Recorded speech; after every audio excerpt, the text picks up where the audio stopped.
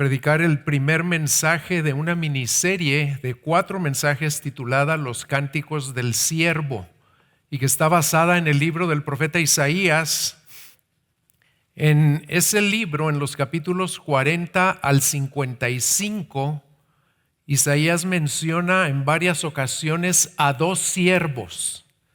El primer siervo es ciego, es rebelde, es infiel, y se refiere al pueblo de Israel, como lo declara Isaías 41:8. Pero tú, Israel, dice: siervo mío, Jacob, a quien he escogido, descendiente de Abraham, mi amigo. Y el segundo siervo es obediente, es sensible, es fiel y sufre de una manera injusta. Pero Dios promete sostenerlo y usarlo para traer justicia a las naciones, a fin de que Israel y las naciones se vuelvan a Dios. A este segundo siervo también se le conoce como el siervo sufriente, y como veremos más adelante se refiere al Mesías, al Señor Jesucristo. Y en esta porción de Isaías, de los capítulos 40 al 55, solamente hay 4 pasajes que hablan específicamente del segundo siervo y que se conocen como los Cánticos del Siervo, y de ahí viene el título de esta miniserie. El primero de los 4 Cánticos del Siervo lo encontramos en el pasaje que vamos a ver el día de hoy, y el título de este mensaje es El Siervo del Señor y su misión. El Siervo del Señor y su misión. Y nuestro texto será Isaías 42 del 1 al 9. Vamos a orar y luego vamos a leer esta porción de la Escritura. Señor, gracias de nuevo porque tenemos el privilegio y la bendición de abrir tu palabra y de proclamarla libremente. Pero para hacer eso necesito tu ayuda, Espíritu Santo. Necesito tu poder, tu unción. Ayúdame a proclamarla como tú quieres que se proclame. Y ayúdanos a todos a escuchar lo que tú nos vas a hablar por medio de esta palabra, y a creerlo y a ponerlo por obra en nuestras vidas. En el nombre de Jesucristo te lo pedimos. Amén. Vamos a leer Isaías 42 del 1 al 9. Este es mi siervo a quien yo sostengo, mi escogido en quien mi alma se complace. He puesto mi espíritu sobre él. Él traerá justicia a las naciones. No clamará ni alzará su voz, ni hará oír su voz en la calle. No quebrará la caña cascada, ni apagará la mecha que casi no arde. Con fidelidad traerá justicia. No se desmayará ni desfallecerá hasta que haya establecido en la tierra justicia. Su ley esperarán las costas. Así dice el Señor, que crea los cielos y los extiende, que afirma la tierra y lo que de ella brota, que da aliento al pueblo que hay en ella y espíritu a los que por ella andan. Yo soy el Señor, en justicia te he llamado, te sostendré por la mano y por ti velaré, y te pondré como pacto para el pueblo, como luz para las naciones, para que abras los ojos a los ciegos, para que saques de la cárcel a los presos y de la prisión a los que moran en tinieblas. Yo soy el Señor, ese es mi nombre. Mi gloria a otro no daré, ni mi alabanza a imágenes talladas. Las cosas anteriores ya se han cumplido, y yo anuncio cosas nuevas. Antes que sucedan, se las anuncio. Este cántico consta de solamente 2 estrofas. La primera es de los versículos 1 al 4, y este va a ser mi primer punto, que es la misión y el carácter del siervo. Isaías empieza este primer cántico presentándonos un contraste muy fuerte entre los ídolos y las gentes que los adoran y el siervo del Señor. En el último versículo del capítulo anterior, del 41, Isaías se refiere a los ídolos cuando dice: pues todos ellos son falsos, sus obras inútiles, viento y vacuidad o viento y vanidad, sus imágenes fundidas. Pero al referirse ahora al siervo del Señor, vean cómo usa palabras totalmente diferentes cuando declara esto ahora en el versículo 1 de este primer cántico, capítulo 42. Vean cómo lo dice: este es mi siervo, a quien yo sostengo, mi escogido, en quien mi alma se complace. He puesto mi espíritu sobre él, y él traerá justicia a las naciones. La intención del profeta y de Dios era que el pueblo de Israel vea la ineficacia de sus ídolos y les quede bien claro que en el único que hay esperanza es en el siervo del Señor, porque será sostenido por Dios mismo y porque le dará su espíritu para que lo capacite, porque Dios se deleita o se complace en él.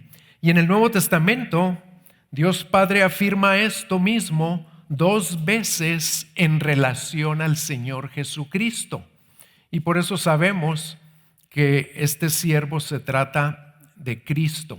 Vean cómo lo dice en Mateo capítulo 3, versículo 16 al 17, cuando el Señor Jesucristo fue bautizado por Juan el Bautista. Dice: después de ser bautizado, Jesús salió del agua inmediatamente y los cielos se abrieron en ese momento. Y él, o sea, Juan el Bautista, vio al Espíritu de Dios que descendía como una paloma y venía sobre él. Y se oyó una voz en los cielos que decía, escuchen: este es mi Hijo amado, en quien me he complacido.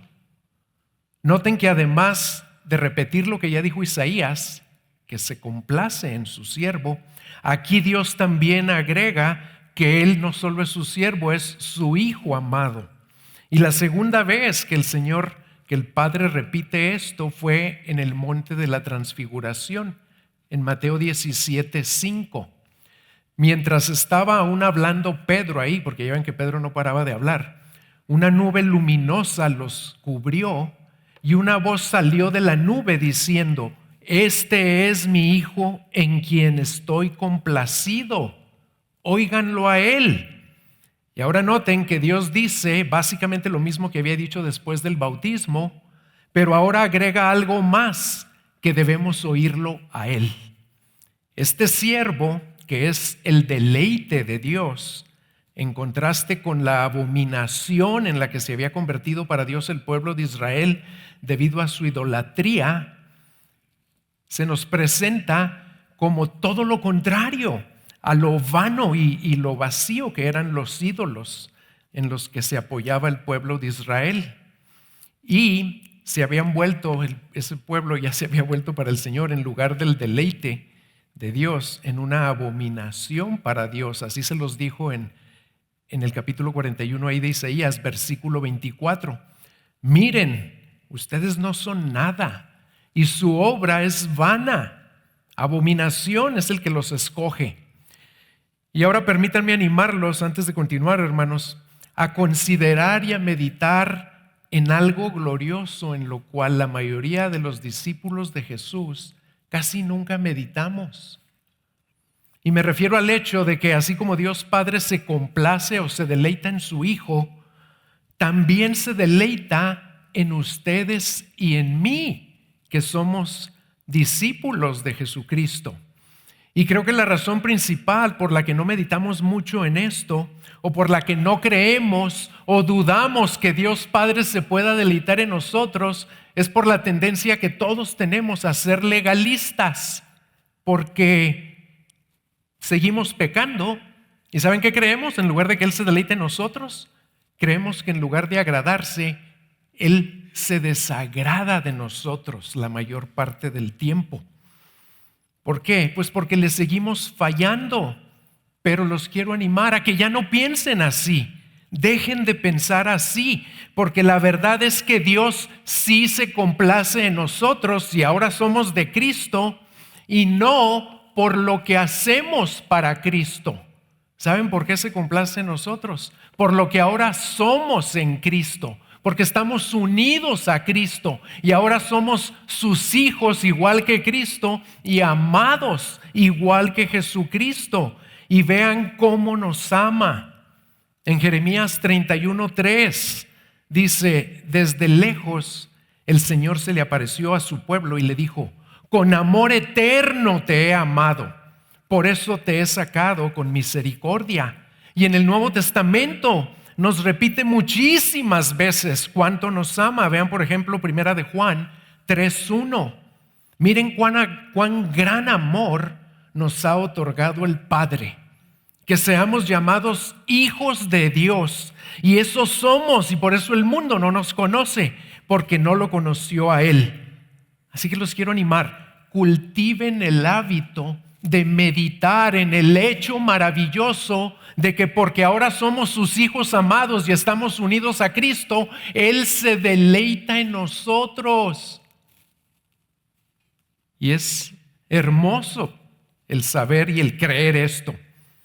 Y al final del versículo 1 de aquí de Isaías 42, vemos cuál será la noble y grandiosa misión o tarea que Dios le asignará a su siervo escogido, en quien su alma se complace.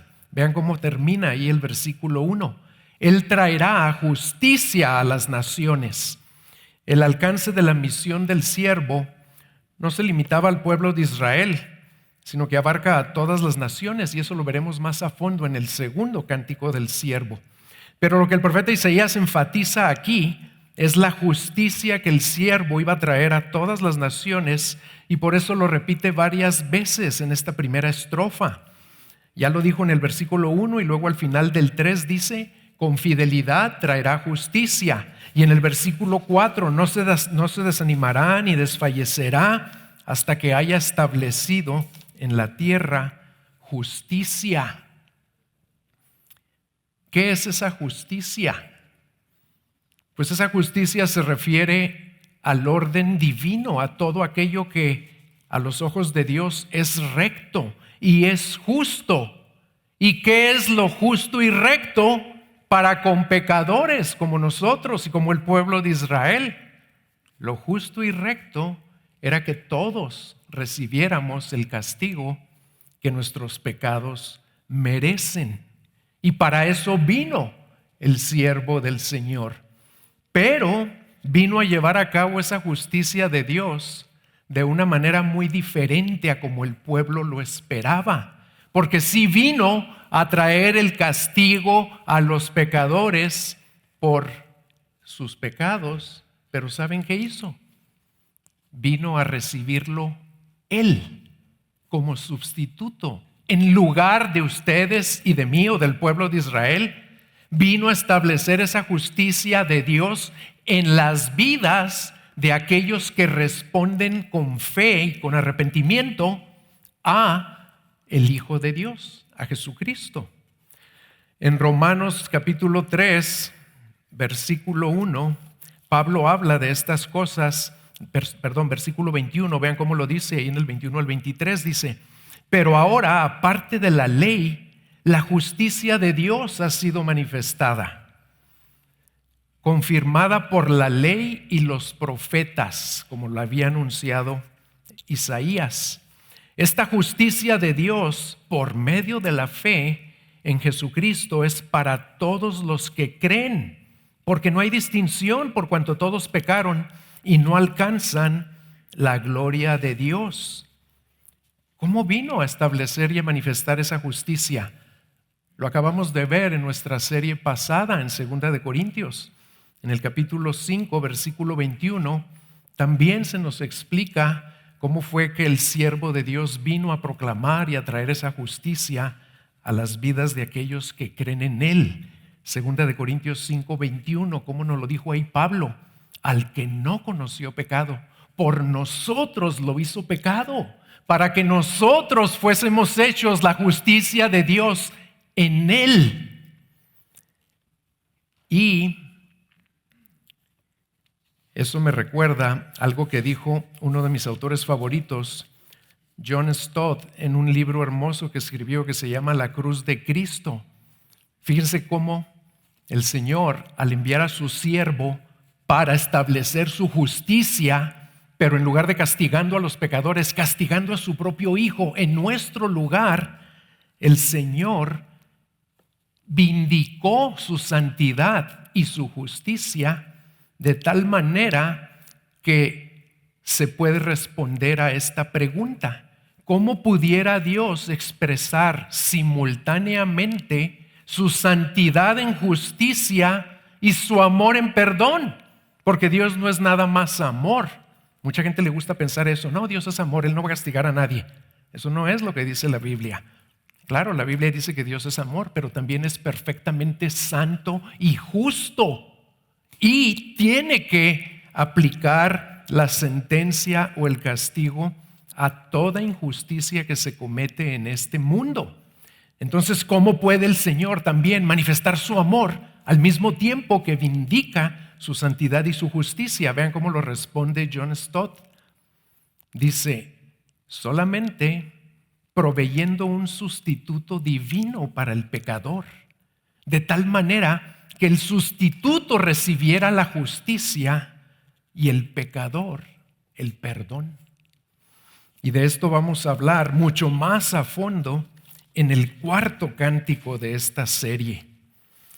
Y esta es la misma justicia que ya había anunciado Isaías en el famoso pasaje acerca del príncipe de paz, que lo leyó ahorita Carlos. En el capítulo 9 de Isaías, en el versículo 7 había dicho: el aumento de su soberanía y de la paz no tendrán fin sobre el trono de David y sobre su reino, para afianzarlo y sostenerlo con el derecho y la justicia desde entonces y para siempre. Y el celo del Señor de los ejércitos hará esto. También es un hecho que, aunque ya se hizo justicia, si tú estás en Cristo, si le has entregado tu vida al siervo del Señor y has puesto tu fe solamente en Él, ya se llevó a cabo la justicia perfecta de Dios en tu vida. Pero también es un hecho que en la mayoría de los seres humanos en todas las naciones todavía no prevalece la justicia.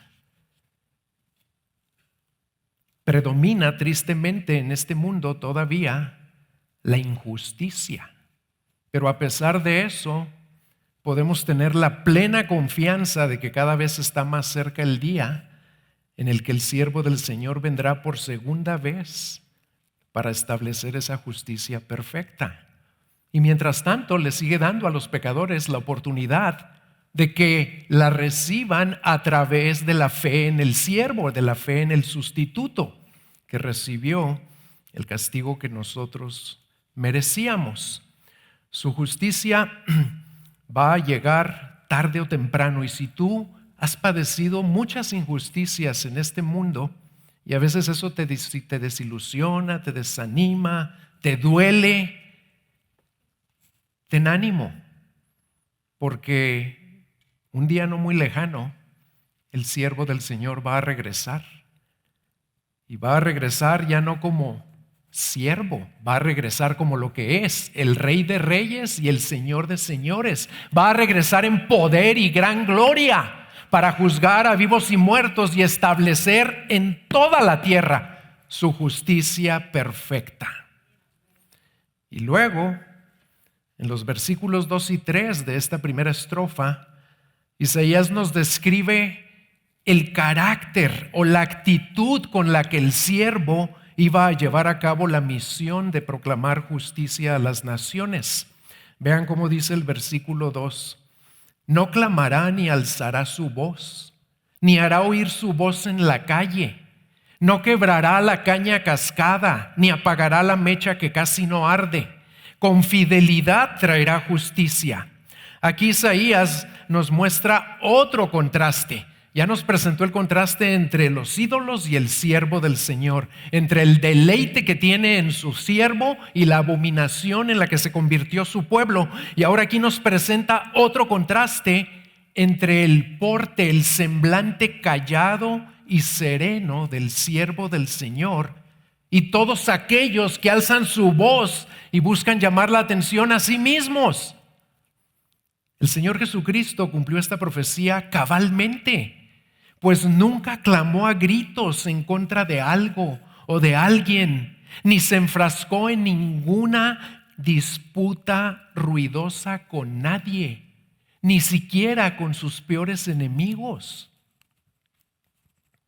Él siempre habló con calma y con quietud, demostrando con sus hechos lo que proclamó con sus propias palabras acerca de sí mismo en Mateo 11:29.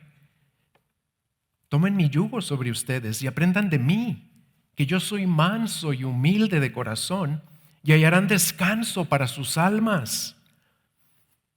Y cabe resaltar que fue esta virtud de nuestro Señor Jesucristo,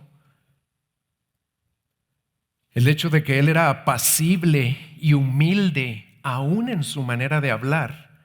Eso fue lo que movió a Mateo a citar la primera estrofa de este primer cántico en el capítulo 12 de su evangelio, en los versículos 18 al 21.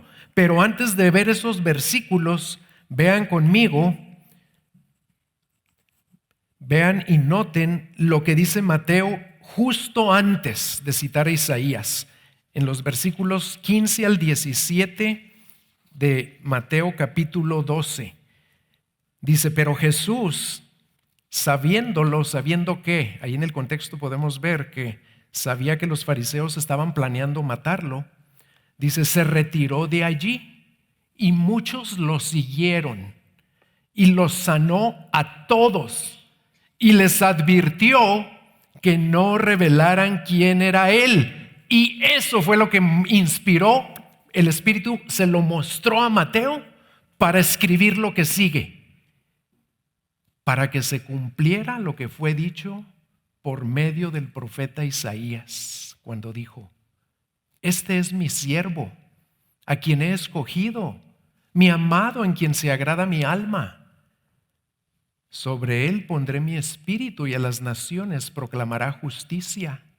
No contenderá, ni gritará, ni habrá quien en las calles oiga su voz.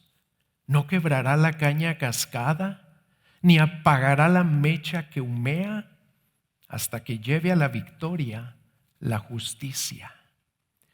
Es realmente admirable que el siervo del Señor, en lugar de gritar a los cuatro vientos quién era él o los milagros que hacía, nunca alzó su voz en las calles. Y a todos los que lo sanaba les decía que no se lo dijeran a nadie, porque él no vino para hacerse famoso, sino para llevar a cabo la misión que le fue asignada por el Padre, hablando siempre con humildad, con quietud, con dominio propio. Y cuando preparaba esto, hermanos, no pude evitar pensar esto, que si el Señor hubiera venido a llevar a cabo su misión en estos días, yo creo que nunca postearía nada en las redes sociales para promoverse a sí mismo. Que Él nos ayude a imitar siempre su ejemplo de humildad y de quietud. Y además, a diferencia de los conquistadores humanos, que como son por lo general, implacables, fanfarrones, crueles con los más pobres o necesitados, Isaías nos dice aquí que el siervo del Señor no va a aplastar a los débiles, sino que los defenderá y los sanará. A eso se refiere cuando dice no quebrará la caña cascada. La caña cascada son las personas débiles que están a punto de quebrantarse. Y la siguiente metáfora, la mecha que casi no arde, o en la Reina Valera dice el pábilo que humeare, se refiere a aquellos cuya esperanza ya casi se está extinguiendo por diversas causas, tal vez por la opresión que hay en este mundo, por el sufrimiento, por la desilusión de las dificultades que enfrentan. En este primer cántico del siervo, Dios promete que ni ellos ni su esperanza serán destruidos por el siervo, sino todo lo contrario. Él vino para ayudarlos, para fortalecerlos, para que encuentren en Él la única esperanza firme y segura que se puede encontrar en esta vida terrenal. Vean cómo lo expresa ahí el Señor. Él les ayudará y les dará esa fortaleza y esa esperanza, y luego termina la cita con Mateo 12:21 de esta manera: en su nombre las naciones pondrán su esperanza. Aún los débiles, aún los que están a punto de perderla, la pueden encontrar en el siervo del Señor, en Jesucristo, porque para eso vino Él, para darles esa esperanza. Y también lo había dicho Isaías al final del capítulo, del versículo 4, ahí en nuestra primera estrofa. Él lo había dicho con estas palabras: su ley esperarán las costas, que en esencia es lo mismo que ahora dice Mateo en el versículo 21 del capítulo 12, porque las costas se refiere a las naciones. Hermanos y hermanas, tal vez algunos de ustedes se sienten en estos días como la caña cascada, a punto de quebrarse en su ser interior, o tal vez ya están quebrantados por algo que están padeciendo, por el dolor, por la aflicción, por las pruebas. Clamen al siervo del Señor, clamen a nuestro Rey Jesucristo, porque Él vino a sanar a los quebrantados de corazón y a dar fortaleza y esperanza a los débiles, a los desalentados, y lo sigue haciendo. No lo hizo nada más hace 2000 años cuando caminó sobre esta tierra. Lo sigue haciendo hoy si tú crees en Él y clamas a Él, porque Él es el mismo ayer y hoy y por los siglos. Y ahora en la segunda estrofa, Isaías nos habla de la certeza que podemos tener en cuanto a que el siervo va a cumplir su misión y sus propósitos. Versículos 5 al 9.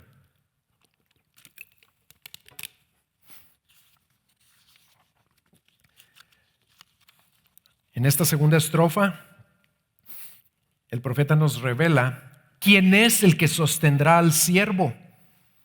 Y al revelarnos eso, nos está comunicando una certeza absoluta de que la misión y los propósitos del siervo se cumplirán. Lean conmigo los versículos 5 y 6. Así dice el Señor, que crea los cielos y los extiende, que afirma la tierra y lo que de ella brota, que da aliento al pueblo que hay en ella y espíritu a los que por ella andan. Yo soy el Señor, en justicia te he llamado. Te sostendré por la mano y por ti velaré, y te pondré como pacto para el pueblo, como luz para las naciones. El que ahora habla por medio de Isaías y promete apoyar al siervo para que pueda cumplir su misión es nada menos que el todopoderoso Dios y creador del universo, el que da y sustenta la vida de los seres humanos y de todo otro ser viviente, aquel de quien Pablo dice en Hechos 17:24, el Dios que hizo el mundo y todo lo que en él hay, puesto que es Señor del cielo y de la tierra, no mora en templos hechos por hombre, hechos por manos de hombres, ni es servido por manos humanas como si necesitara de algo, puesto que Él da a todos vida y aliento y todas las cosas. Y luego en el versículo 28 de ese mismo capítulo 17 de Hechos, Pablo agrega esto: porque en Él vivimos y nos movemos y existimos. Lo que esto nos revela es que la misión o la obra que el siervo del Señor llevaría a cabo sería de una importancia tan enorme y, como dicen ciertos autores, de una magnitud cósmica, tanto en su trascendencia como en su dificultad. Y por ello requería el apoyo del creador del cosmos, quien en el versículo 6 reitera lo que ya había declarado en el versículo 1, que Él sostendrá por la mano a su siervo y por él velará, lo cual garantiza que Dios cumplirá sus promesas, capacitando y guardando al siervo para que realice cabalmente su misión. Y en los evangelios vemos que en efecto Dios sostuvo y veló por su siervo, porque muchas veces lo quisieron matar antes de concluir su misión. Y cuando el Señor Jesucristo terminó todo lo que el Padre le había encargado hacer durante su ministerio terrenal, lo expresó con estas palabras: yo te glorifiqué en la tierra, habiendo terminado la obra que me diste que hiciera. Todo lo que profetizó Isaías 700 años antes de Cristo, Cristo vino y lo llevó a cabo cabal y completamente, porque el Padre lo sostuvo y veló por él. Y además de prometer sostenerlo y velar por él, el Dios Todopoderoso también dice en el versículo 6 que pondrá a su siervo por pacto, como pacto para el pueblo. Y aquí la Nueva Versión Internacional es más precisa y lo dice así: yo te constituí como pacto para el pueblo. Y debemos entender que en este caso la palabra pacto no es un acuerdo entre dos partes iguales, no, más bien es una promesa unilateral de parte de Dios, por medio de la cual Él va a otorgar gracia a los pecadores. Y el siervo del Señor será el mediador de este nuevo pacto de gracia, que ya había sido profetizado en Jeremías 31. Vean cómo dice ahí en versículo 31 al 33. Vienen días, declara el Señor, en que haré con la casa de Israel y con la casa de Judá un nuevo pacto, no como el pacto que hice con sus padres el día que los tomé de la mano para sacarlos de la tierra de Egipto. Mi pacto que ellos rompieron, aunque fui un esposo para ellos, porque este es el pacto que haré con la casa de Israel después de aquellos días, declara el Señor. Pondré mi ley dentro de ellos y sobre sus corazones la escribiré. Y entonces yo seré su Dios y ellos serán mi pueblo. Y lo maravilloso, hermanos, es que ese pacto nos incluye a ti y a mí, no nada más al pueblo de Israel. Y al decir que el siervo mismo es el pacto, Isaías está diciendo que todas las bendiciones del pacto están encarnadas en Él, tienen su origen en Él y son dispensadas solo por Él. El siervo mismo está en el centro de todas esas bendiciones, de tal forma que el recibir las bendiciones es recibirlo a Él, porque sin Él no puede haber bendiciones. En términos del Nuevo Testamento, esto significa que aquellos a quienes soberanamente Dios les concede la gracia de la salvación, reciben al siervo mismo. Por eso dice Pablo en Gálatas 2:20, ya no vivo yo, mas vive Cristo en mí. Y lo que ahora vivo en la carne, lo vivo en la fe del Hijo de Dios, el cual me amó y se entregó a sí mismo por mí. Cristo es el mediador de este nuevo pacto, y cuando nos concede la gracia de creer en Él, Él viene. Él personalmente viene a vivir ahora dentro de nosotros. Y luego en el versículo 7, Isaías nos comunica otros propósitos específicos para los cuales Dios ayudará al siervo a llevar a cabo su misión. Vean cómo dice ahí el versículo 7. ¿Para qué va a venir el siervo?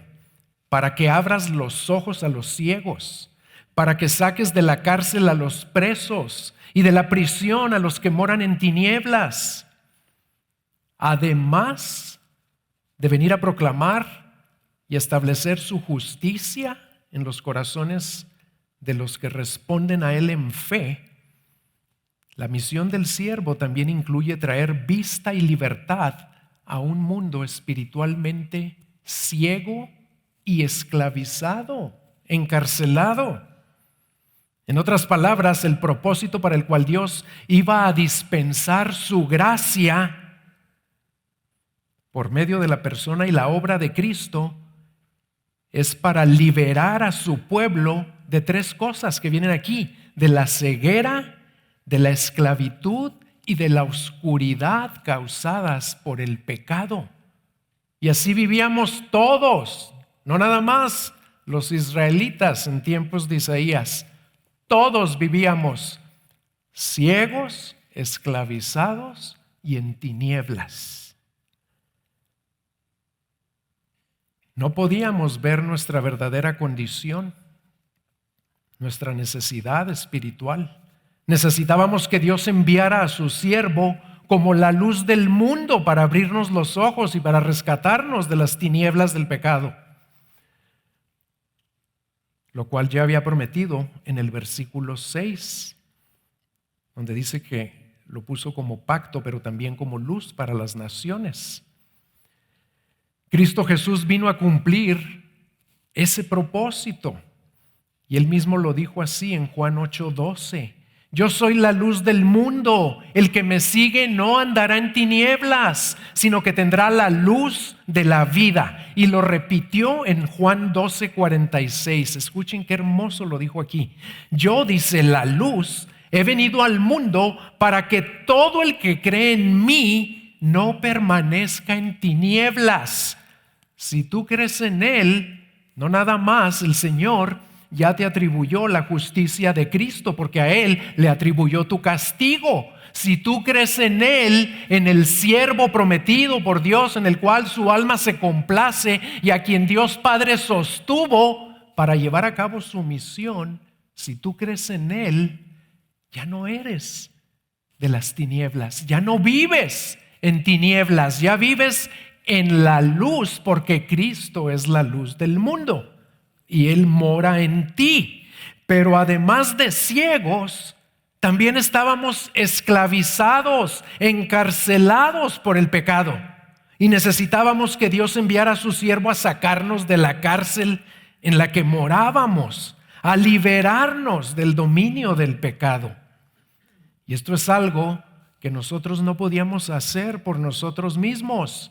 Solo Cristo, el siervo del Señor, lo podía hacer por amor a nosotros, como parte de ese pacto de gracia que vino a establecer. Vean cómo lo dijo Él mismo en Juan 8:36. Ahí el Señor Jesucristo dijo: así que si el Hijo los hace libres, ustedes serán realmente libres. Y esto quiere decir, entre otras cosas, que para los que ahora estamos en Cristo, el dominio del pecado ya ha sido roto en nuestras vidas, como lo dice Pablo en Romanos 6:14. Porque el pecado no tendrá dominio sobre ustedes, pues no están bajo la ley, sino bajo la gracia. Estos son los mismos propósitos para los cuales el siervo del Señor, cuando Él terminó su misión en esta tierra y resucitó al tercer día, después de haber pagado con su propia sangre por nuestros pecados, ascendió al cielo y ahorita está sentado en poder y gloria a la diestra del Padre, pero Él mismo llama a otros siervos y los manda a proclamar las mismas buenas nuevas que Él vino a proclamarnos. Y eso lo hizo con Pablo en Hechos capítulo 26, y lo hizo para que se cumplieran exactamente los mismos propósitos que vemos aquí en Isaías.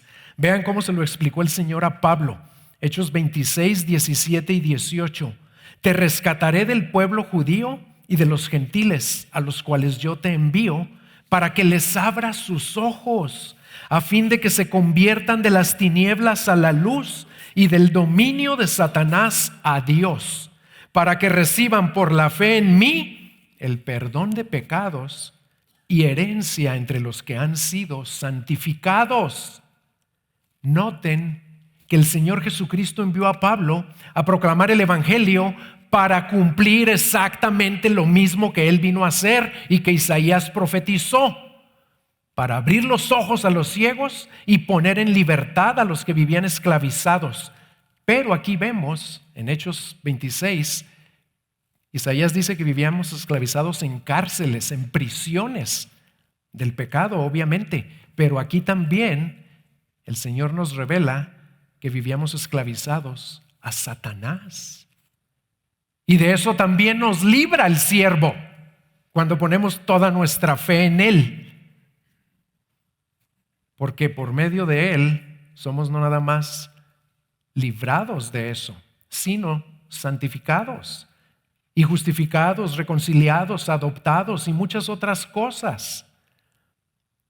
Todos nosotros que somos discípulos de Jesús, también somos llamados, hermanos, ahora a ser sus testigos y a anunciar ese mismo evangelio que Jesucristo y Pablo vinieron a proclamar por el poder de su Espíritu que mora en nosotros. Así como le dijo al siervo: pondré mi Espíritu sobre ti. A ti el Hijo, cuando ascendió al cielo, nos mandó a su Espíritu para que morara en nosotros también. Y nos manda a proclamar el mismo evangelio por el poder de su Espíritu. ¿A quién?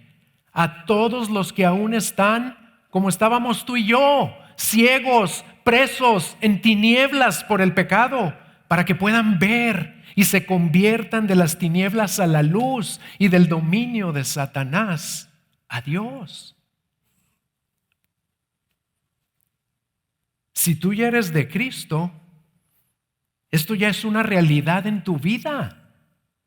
Ya no estás espiritualmente ciego, ya no vives en tinieblas bajo el dominio del pecado y del diablo. Pero tristemente, muchos creyentes no creen esto de todo corazón. Pónganme mucha atención aquí. Muchos creyentes solo lo creen a medias. Sí creen que por su fe en Cristo Dios les concedió el perdón de sus pecados. Y sí creen que les aguarda una herencia gloriosa en el cielo, pero realmente no creen que el dominio del pecado ha sido roto en sus vidas. ¿Y saben por qué no lo creen? No lo creen porque ven que siguen cometiendo los mismos pecados de mucho tiempo atrás y llegan a una conclusión totalmente equivocada. Como siguen cometiendo pecados que no pueden vencer, llegan a la conclusión de que entonces a esos pecados nunca los van a poder derrotar y que el dominio de esos pecados en sus vidas, de esos que siguen practicando, no se ha roto. ¿Y por qué llegaron a esa conclusión? Porque están creyéndole más a lo que su carne les dice que a lo que dice la palabra de Dios. Le creen más a su mal desempeño que a las promesas y verdades que ahora son suyas y que pueden disfrutar por lo que Cristo ya vino a hacer por ellos. Cristo vino a sacarte de la cárcel, de cualquier pecado, incluyendo los pecados que has practicado por mucho tiempo. Él ya rompió el dominio de todo pecado. Si algunos de ustedes están viviendo así, los quiero animar y los quiero exhortar a creerle más a Cristo y a su palabra que a las conclusiones a las que su desempeño los ha llevado. Si tú ya te has arrepentido, si has puesto tu fe en Cristo, Él ya te ha liberado de la ceguera, de la esclavitud y de las tinieblas en las que vivías antes de volverte a Él. Escucha lo que su palabra afirma de ti, de ti. Escucha lo que voy a leer ahora de ti, si tú ya estás en Cristo, en Romanos 6, versículos 6 y 7, y lo voy a leer en la Nueva Versión Internacional, que es más precisa en este punto. Sabemos que nuestra vieja naturaleza fue crucificada con Él para que nuestro cuerpo pecaminoso perdiera su poder, de modo que ya no siguiéramos siendo esclavos del pecado, porque el que muere queda liberado del pecado. ¿Lo oíste? Esa es tu realidad ahora.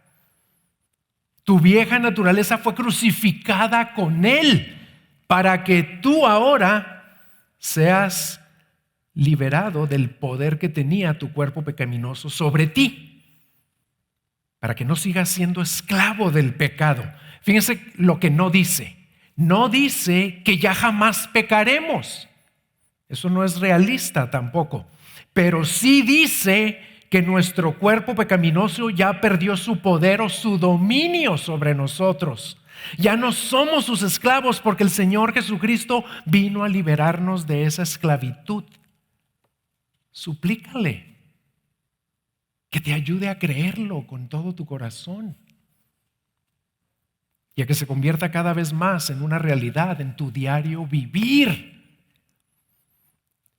Y luego Isaías concluye este primer cántico en los versículos 8 y 9 con estas palabras: yo soy el Señor, ese es mi nombre. Mi gloria a otro no daré, ni mi alabanza a imágenes talladas. Las cosas anteriores ya se han cumplido. Yo anuncio cosas nuevas, antes que sucedan se las anuncio. Al referirse a sí mismo como yo soy el Señor, aquí Dios está resaltando su eternidad y su autoexistencia. Y lo hace para comunicar de nuevo la absoluta certeza de que cumplirá todo lo que promete hacer por medio de su siervo. Lo que quiere dejar bien claro es que porque Él es el Dios eterno y soberano que establecerá otro pacto con su pueblo, y ya lo estableció para ti y para mí, aunque en los tiempos de Isaías todavía era algo futuro. Como Él es ese Dios eterno y soberano, es un hecho inconmovible que el siervo en quien Él se complace iba a venir a traer salvación a su pueblo y a liberarlo de la esclavitud al pecado. Y haría todo esto para que nada ni nadie más reciban la gloria que solamente a Él le corresponde. Como Él es un Dios celoso por su gloria y toda la gloria es suya, también deja claro que toda la alabanza le pertenece solamente a Él. El gran yo soy quiere que su pueblo entienda que Él no es uno entre muchos y ni siquiera es el mejor o el superior Dios con D minúscula. No, Él es el único Dios verdadero y eterno y todopoderoso. Las cosas anteriores del versículo 9 se refieren a profecías previas que ya se habían cumplido, y las cosas nuevas se refieren a todo lo que acabamos de decir, todo lo que acabamos de ver que iba a llevar a cabo por medio de su siervo, a la redención, la obra redentora que Jesucristo iba a realizar, y la estaba anunciando desde casi 700 años antes de que ese siervo naciera en un pesebre de Belén.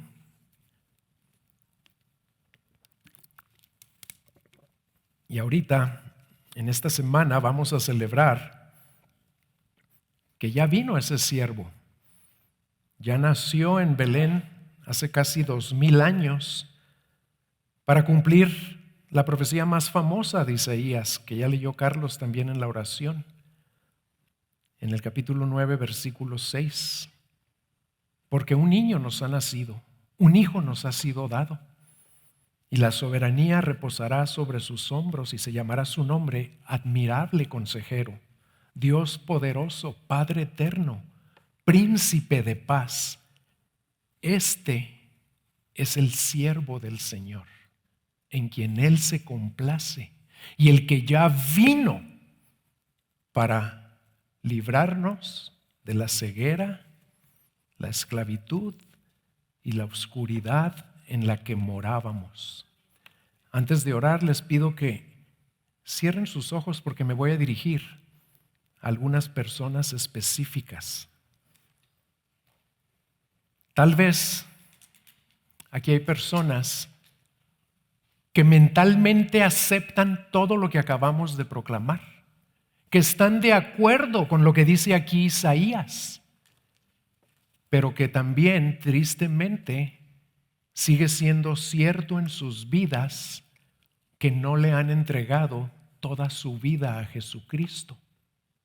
Y aunque vengan domingo a domingo, les tengo que decir con mucho respeto y con amor que si tú eres una de esas personas, todavía estás ciego, todavía estás esclavizado a tu pecado y a Satanás, y todavía vives en tinieblas. Pero la buena noticia es que el siervo del Señor ya vino para librarte de esas tinieblas. Ya vino para ayudarte a creer en Él con todo tu ser, a vivir para Él, a que Él se vuelva tu rey, el que gobierna en tu vida.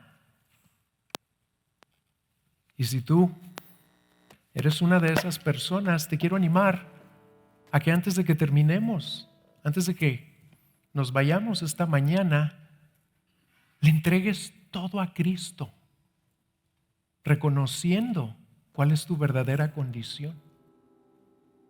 Arrepiéntete de todo pecado y pon toda tu fe en el siervo que vino para morir en tu lugar, para vivir la vida que tú no podías vivir y morir la muerte que tú merecías morir, y para resucitar al tercer día y concederte así la justicia de Dios.